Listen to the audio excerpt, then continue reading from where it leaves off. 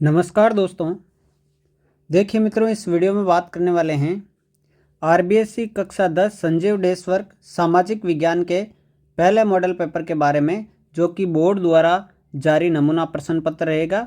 आपको सामाजिक में किस प्रकार से तैयारी करनी है, क्या क्या आपके कौन से पार्ट कितने नंबर के हैं। कल हमने वीडियो जो है विज्ञान विषय से संबंधित आपको बताया था, जिसमें कौन कौन से पार्टों के कहाँ कहाँ सवाल आ रहे हैं। आप लोगों ने बहुत अच्छा उसमें रेस्पॉन्स दिया। और इस वीडियो में हम बात करने वाले हैं सामाजिक विज्ञान विषय के कि ब्लूप्रिंट कैसा जारी हुआ है, कौन कौन से पार्ट कितने कितने नंबर के हैं और कैसा आपका मॉडल पेपर जो है बोर्ड द्वारा जारी हुआ है, उसको हम कंप्लीटली सॉल्यूशन के साथ में देखने वाले हैं। तो आप देख सकते हैं बोर्ड द्वारा जारी मॉडल प्रश्न पत्र मॉडल पेपर 1, और ये पूरी डेस्क वर्क सभी विषयों की मैं हल करवाने वाला हूँ। तो वीडियो को लाइक कर दीजिए, चैनल पर पहली बार आए तो सब्सक्राइब करना नहीं भूलिएगा। चलिए दोस्तों, शुरू करते हैं। सबसे पहले आपके बहुविकल्पात्मक प्रश्न है, जिसमें पहला प्रश्न यहाँ से चालू हो रहा है। देखिए पहला प्रश्न क्या कह रहा है कि निम्न में से 1804 ईस्वी की नागरिक संहिता का संबंध किससे था? नेपोलियन बोनापार्ट, मेटरनिक, जूसेपी मैथसिनी या लुई फिलिप। 1804 ईस्वी की नागरिक संहिता का संबंध जो है वो किससे था, ये पूछा गया है। तो इसका राइट आंसर हो जाएगा option number A, Napoleon Bonaparte. अगला प्रश्न है प्रथम विश्व युद्ध का प्रारंभ कब हुआ? तो 4 डेट आपको दी गई है। पहला जो विश्व युद्ध है वो प्रारंभ कब हुआ था? 1914 ईस्वी में। तो यहाँ पर राइट आंसर ए ऑप्शन हो जाएगा। तीसरा है स्पिनिंग जेनी मशीन का निर्माण किसने किया? स्पिनिंग जेनी मशीन का निर्माण है मेरे प्यारे साथियों, ये किया था जेम्स हरग्रीव्ज ने। तो ये इसका बे ऑप्शन करेक्ट आंसर हो जाएगा। नेक्स्ट है मुद्रण ईश्वर की दी हुई महानतम देन है, सबसे बड़ा तोहफा है, ये कथन किसके द्वारा कहा गया है? बहुत ही अच्छा प्रश्न। ये मुद्रण ईश्वर की दी हुई महानतम देन है, सबसे बड़ा तोहफा है, ये कथन किसने कहा था? तो ये कथन कहा था मार्टिन लूथर ने। से ऑप्शन आपका करेक्ट आंसर हो जाएगा।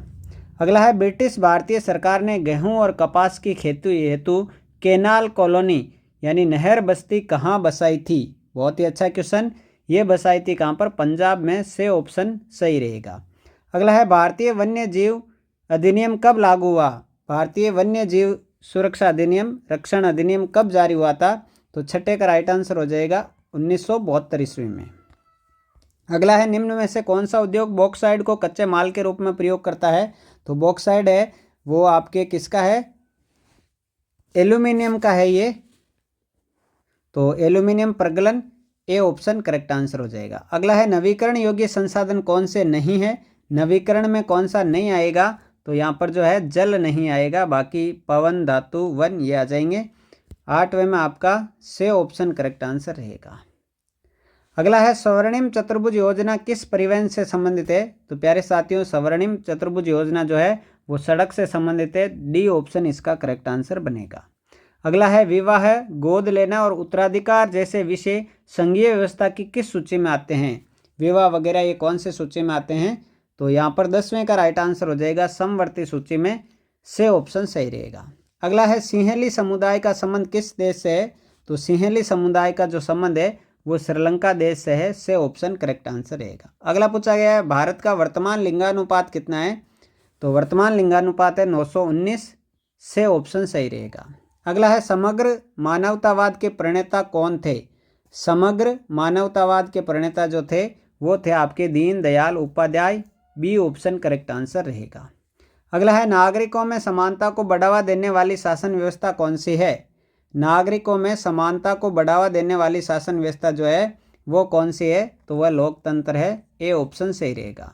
अगला है मान लीजिए कि एक देश में 4 परिवार है, इन परिवारों की प्रति व्यक्ति आय 5,000 रुपये। ये अगर 3 परिवारों की आय क्रम से 4,000, 7,000, 10,000 है तो चौथे परिवार की आय क्या रहेगी? तो इसका राइट आंसर हो जाएगा 6,000 रुपये।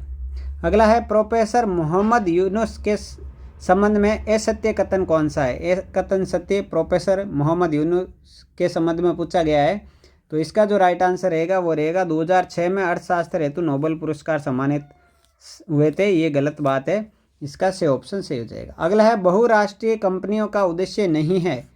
तो स्थानीय कंपनियों को बढ़ावा देना ये बहुराष्ट्रीय कंपनियों का उद्देश्य नहीं होता है। 18 एबिसद आएंगे। अंतिम एबिसद आप देख सकते हैं, भारत में राष्ट्रीय उपभोक्ता दिवस कब मनाया जाता है, तो वो मनाया जाता है आपके कब, 24 दिसंबर को।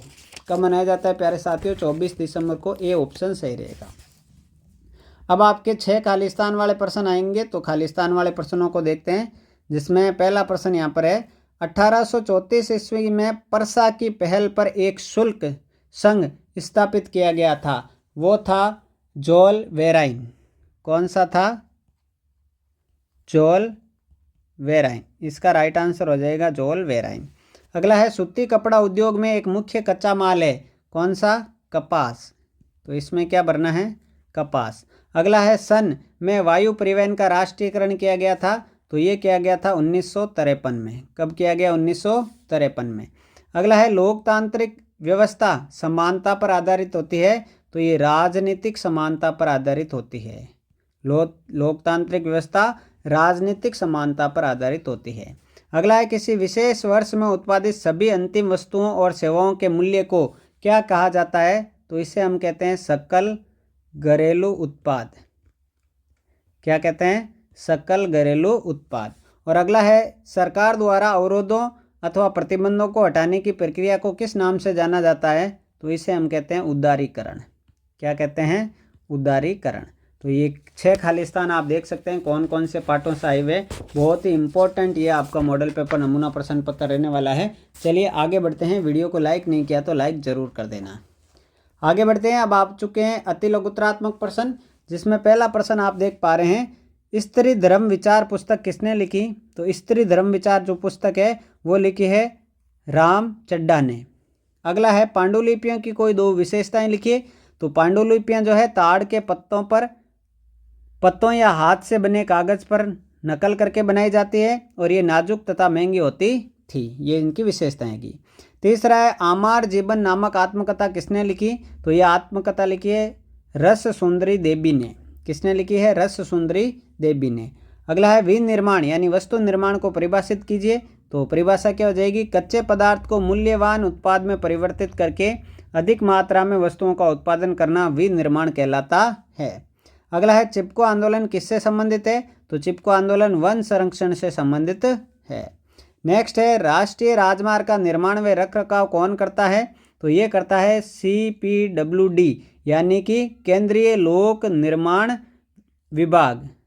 कौन करता है, केंद्रीय लोक निर्माण विभाग CPWD करता है।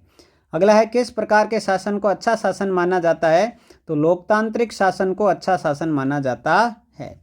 नेक्स्ट है, लैंगिक विभाजन का आशय बताइए, तो लैंगिक विभाजन का आशय है कि समाज में पुरुषों और महिलाओं के बीच कार्यों का बंटवारा करना, इसे हम लैंगिक विभाजन कहते हैं। अगला है, आर्थिक विकास के दृष्टिकोण से किस प्रकार के शासन व्यवस्था में बेहतर परिणाम प्राप्त हो सकते हैं, तो आर्थिक विकास के दृष्टिकोण से तानाशाही शासन व्यवस्था में बेहतर परिणाम प्राप्त होते हैं। अगला है, बैंकों की आय का प्रमुख स्रोत क्या है, तो कर्जदारों से लिए गए ब्याज और जमाकर्ताओं को दिए गए ब्याज के बीच का अंतर बैंकों की वार्षिक आय का प्रमुख स्रोत होता है। अगला है, भारत की किन्हीं 2 बहुराष्ट्रीय कंपनियों के नाम लिखे, तो एक हो गई टाटा मोटर्स और एक हो गई इन्फोसिस। नेक्स्ट 12 अति लघुत्रात्मक आएंगे। 12वां है, उपभोक्ता सुरक्षा अधिनियम 1986 के तहत उपभोक्ताओं को प्रदत्त किन्हीं 2 अधिकारों के नाम लिखिए, तो चयन का अधिकार और सुरक्षा का अधिकार। ये आपके हो गए तीसरे प्रश्न में 12 अति लघुत्रात्मक प्रश्न। अब खंड बे में चौथा प्रश्न चालू होने वाला है। चौथा प्रश्न क्या कह रहा है, यूरोप के कुलीन वर्ग और नए मध्यम वर्ग में तुलना कीजिए। तो देखिए, कुलीन वर्ग यूरोपीय महाद्वीप के प्रभुत्वशाली वर्ग थे, जो ग्रामीण इलाकों में जमीन जायदाद तथा शहरी क्षेत्र में हवेलियों के मालिक थे, राजनीतिक कार्य हेतु फ्रेंच भाषा का प्रयोग करते थे। जबकि अब मध्यम वर्ग वाला आ रहा है, मध्यम वर्ग का उदय पश्चिमी तथा मध्य यूरोप में औद्योगिक उत्पादन व्यापार में वृद्धि के कारण हुआ था। इनका अस्तित्व बाजार के लिए उत्पादन पर टिका हुआ था। तो ये यूरोप के कुलीन वर्ग और नए मध्यम वर्ग की तुलना हो गई। अगला है, भारत और ब्रिटेन के मध्य व्यापार के संदर्भ में होम चार्जेज का मूल्यांकन कीजिए। तो ब्रिटेन के व्यापार से प्राप्त होने वाले अधिशेष से होम चार्जेज का भुगतान होता था। इसके अंतर्गत ब्रिटिश अफसरों तथा व्यापारियों द्वारा अपने घर पर भेजी गई राशि, भारतीय बाहरी कर्जे पर ब्याज तथा भारत में काम कर चुके ब्रिटिश अधिकारियों की पेंशन शामिल थी। इस प्रकार भारत का धन निरंतर ब्रिटेन भेजने से ब्रिटिश अर्थव्यवस्था को लाभ मिला। छठा है सतत पोषणीय विकास पर एक संक्षिप्त टिप्पणी लिखिए। बहुत अच्छा प्रश्न, ये बोर्ड एग्जाम में आने लायक है। तो सतत पोषणीय विकास क्या होता है? सतत पोषणीय विकास का अर्थ है कि वर्तमान पीढ़ी बिना पर्यावरण को नुकसान पहुंचाए अपनी आवश्यकताओं की पूर्ति करे, जिससे वर्तमान विकास की प्रक्रिया भविष्य की पीढ़ियों की आवश्यकताओं की अवहेलना न करे। इस हेतु संसाधन नियोजन, संसाधनों का संरक्षण जैसी रणनीति अपनाई जाती है। इसे हम कह सकते हैं कि सतत पोषणीय विकास हो रहा है। अगला है कर्तन दहन प्रणाली कृषि की व्याख्या कीजिए। तो कर्तन दहन प्रणाली कृषि क्या होती है? कर्तन दहन प्रणाली कृषि में किसान जमीन के टुकड़े साफ करके उन पर अपने परिवार के भरण पोषण के लिए अनाज और अन्य खाद्यान्न फसलें उगाते हैं। जब मिट्टी की उर्वर क्षमता समाप्त हो जाती है तो उस भूमि को छोड़कर कृषि के लिए भूमि का दूसरा टुकड़ा साफ कर लेते हैं और वहाँ पर जो है अनाज और फसल उगा लेते हैं। आठवां है सांप्रदायिकता को दूर करने के उपाय बताइए, कोई दो। तो सांप्रदायिकता किस प्रकार से दूर की जा सकती है? शिक्षा तथा जागरूकता के माध्यम से सभी धर्मों के प्रति सम्मान और सह अस्तित्व की भावना का विकास करके। दूसरा है राजनीतिक दल और नेता धर्म के आधार पर वोट मांगने से बचें तथा धर्मनिरपेक्ष नीतियों को बढ़ावा दें।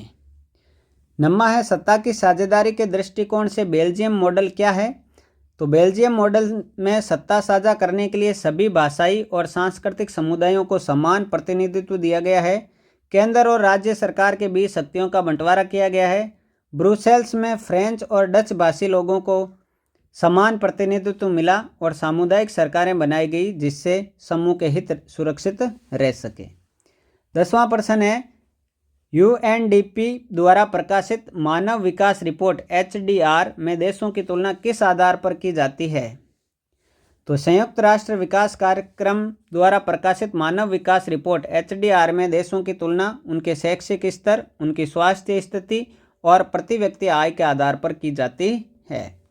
11वां प्रश्न है जीविका के लिए काम करने वाले अपने आसपास के वयस्कों के सभी कार्यों की एक सूची बनाइए, उन्हें विभिन्न क्षेत्रों में वर्गीकृत कीजिए। तो प्राथमिक क्षेत्र में क्या क्या आ गया? कृषि कार्य, पशुपालन और मछली पालन आ गया।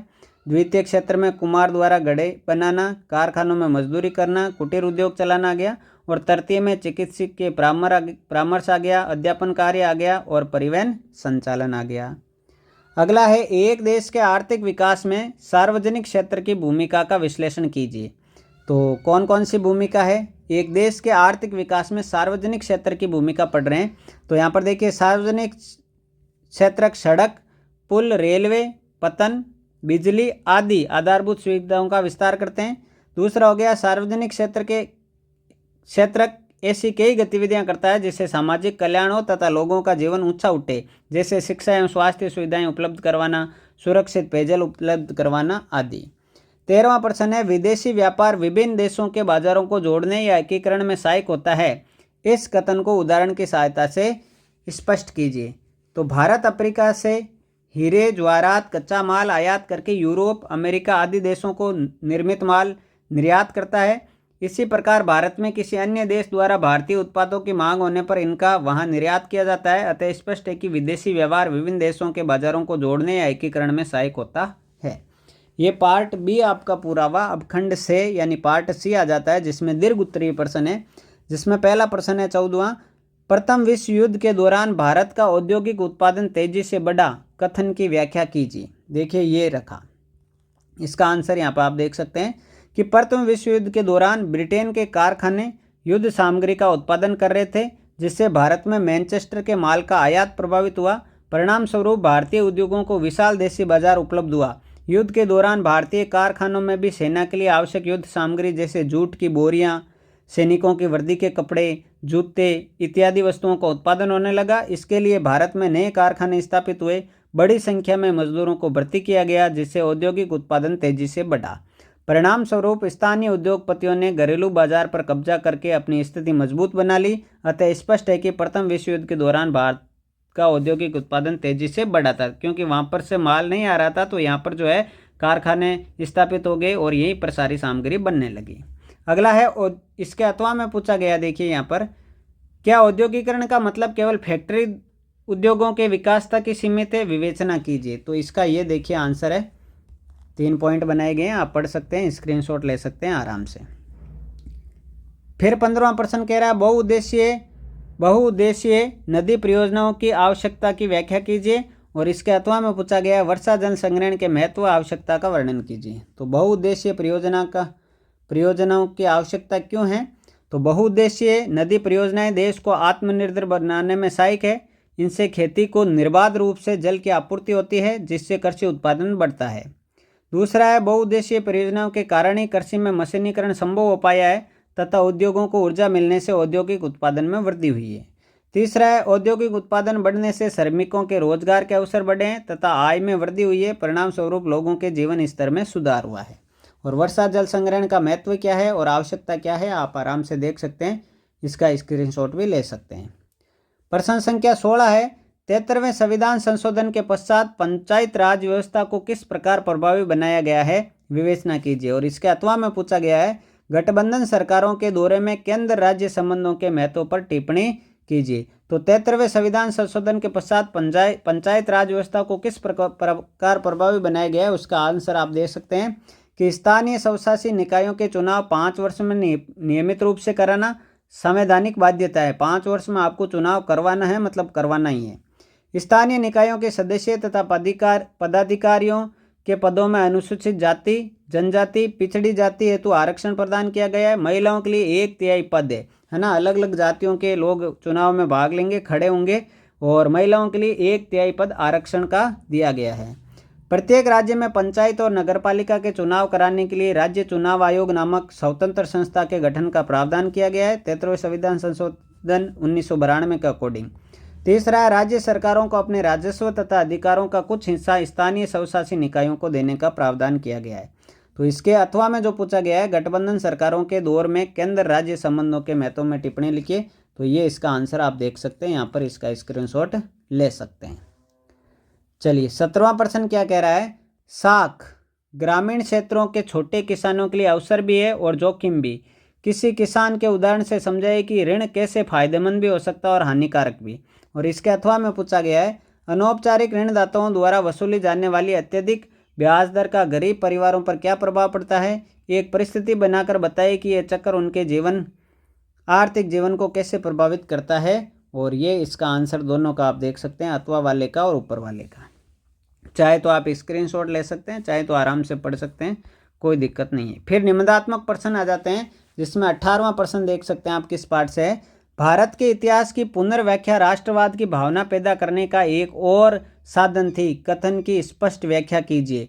और यहाँ पर अथवा में पूछा गया भारत में राष्ट्रवाद के विकास के कारणों का विस्तार से वर्णन कीजिए। मेरे प्यारे साथियों, मैं आपको बता दूं खंड से और खंड दे में आपको ध्यान देना है। यहाँ जो है अधिक नंबरों के पाठ हैं, अधिक नंबरों के क्वेश्चन है, तो इनको आप ढंग से देखेंगे। ये अथवा वाले का ऊपर वाले का आंसर है और ये अथवा के नीचे वाले का आंसर है।